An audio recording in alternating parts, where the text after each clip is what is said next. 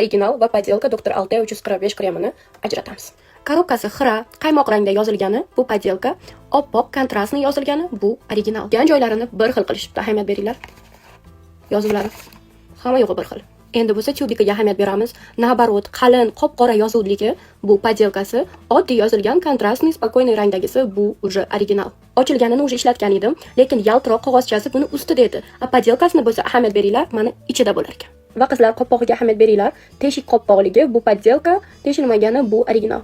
Chap qo'limda podelka, bu sariroq, prям kremoviy rang ekan. O'ng qo'limdagi bo'lsa, ranglari ozgina farq qilyapti. Va orqadagi yozuviga ahamiyat beringlar. Podelkada katta-katta yozilgan, originalda kichikroq, akkuratliroq yozilgan. Tekstura bir xil почти.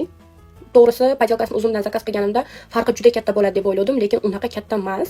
Faqatgina ishlab berishida rezultatda farqi bo'ladi albatta. Shuning uchun ehtiyot bo'lib ko'rib olinglar va yana qanaqa qilib farqlash mumkin, o'zingizning fikringizni yozib qoldiringlar. Ko'rganlar uchun rahmat.